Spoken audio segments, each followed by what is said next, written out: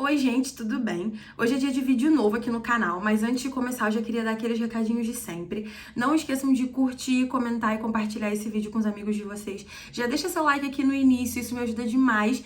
E também se inscreve no canal se você ainda não é inscrito, por favor. Além do mais, os meus vídeos não são recomendados para criança, então evitem assistir com crianças por perto. É isso, vamos começar o caso de hoje.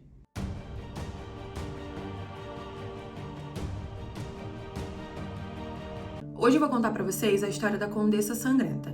Elizabeth Bathory nasceu em 7 de agosto de 1560 em Nyírbátor, Reino da Hungria. Ela era filha de Jorge e Anna Bathory.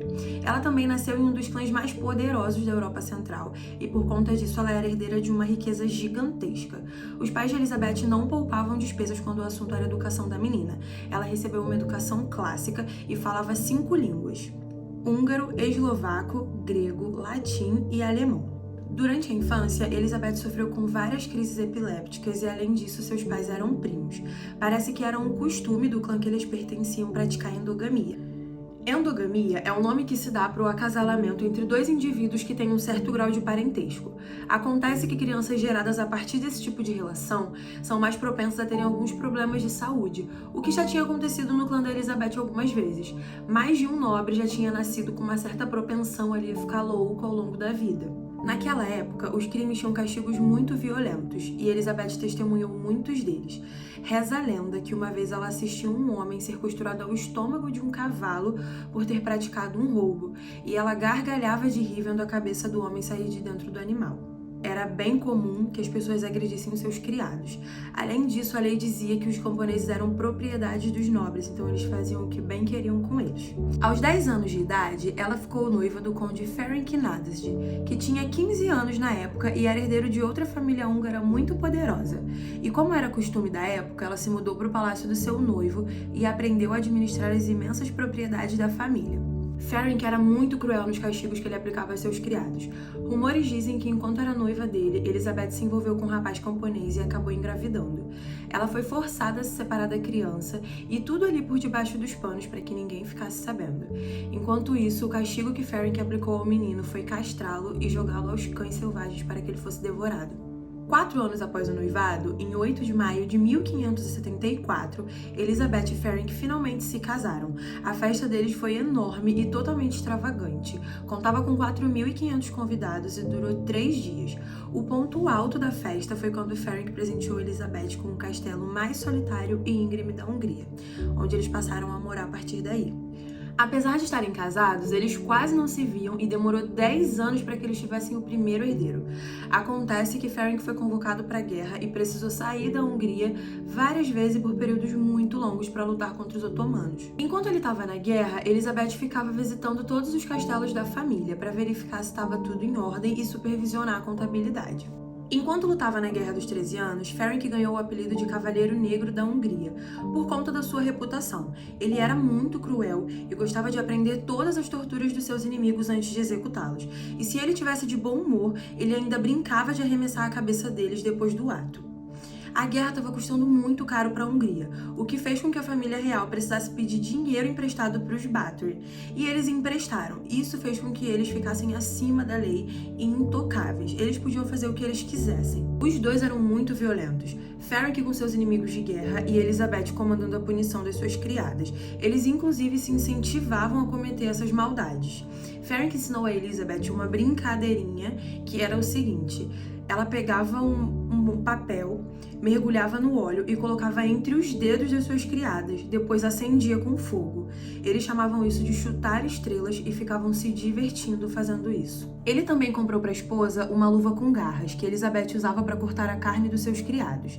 E em outra certa ocasião, Ferenc cobriu uma das criadas com mel e a forçou a ficar imóvel do lado de fora da casa enquanto era picada por insetos. Ferenc era de longe a maior inspiração para as atrocidades que Elizabeth cometia, mas ele não era o único. Em 1601, chegou ao castelo uma mulher chamada Anna d'Arvolha, que virou a parceira de torturas de Elizabeth.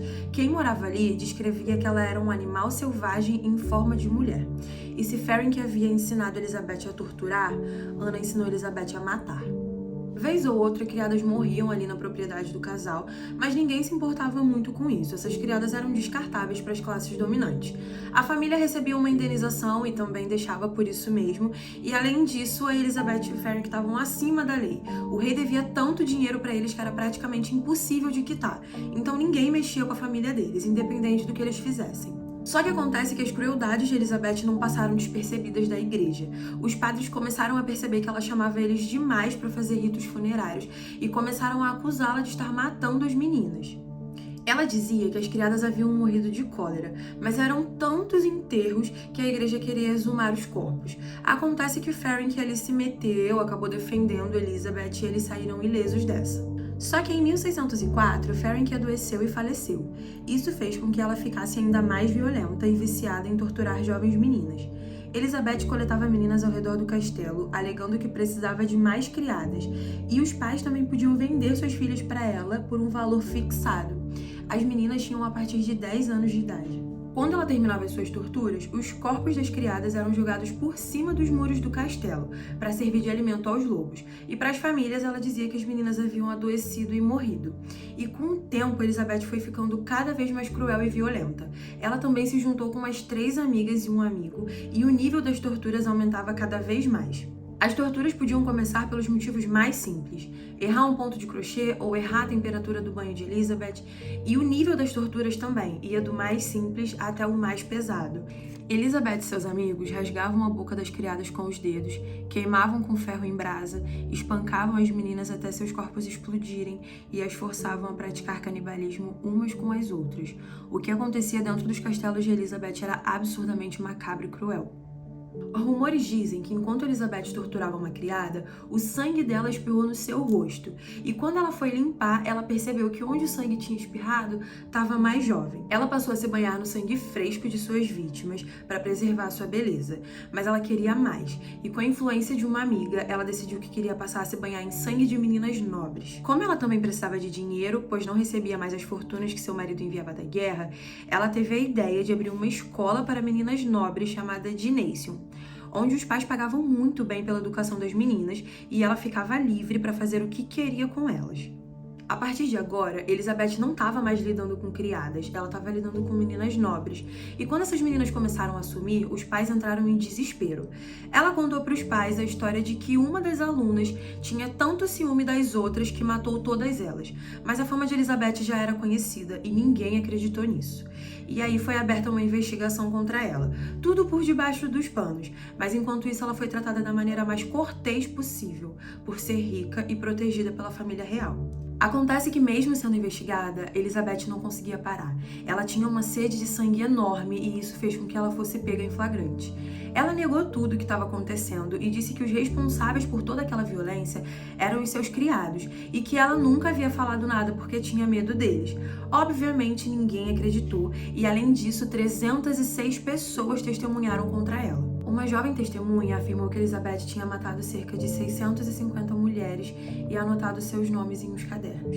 Sabe-se que Elizabeth matou muito, mas esse número nunca foi comprovado porque o caderno nunca foi encontrado. 3 de seus amigos receberam pena de morte, enquanto outra foi presa. Elizabeth, por ser protegida pela família real, nunca foi a julgamento. Ao invés disso, ela foi condenada à prisão perpétua dentro do seu próprio castelo, onde ela viveu até o último dia de sua vida. Elizabeth foi encontrada morta com várias mordidas em seu corpo. Dizem que os criados pararam de alimentá-la enquanto ela estava presa e ela tentou se alimentar da própria carne até não aguentar mais. E aí, gente, o que vocês acharam dessa história toda? Eu achei bem pesada, bem louca. Tiveram várias coisas que eu nem coloquei aqui porque eu achei pesada demais. Deixa aqui nos comentários pra mim o que vocês acharam disso tudo. Um beijo e até o próximo caso.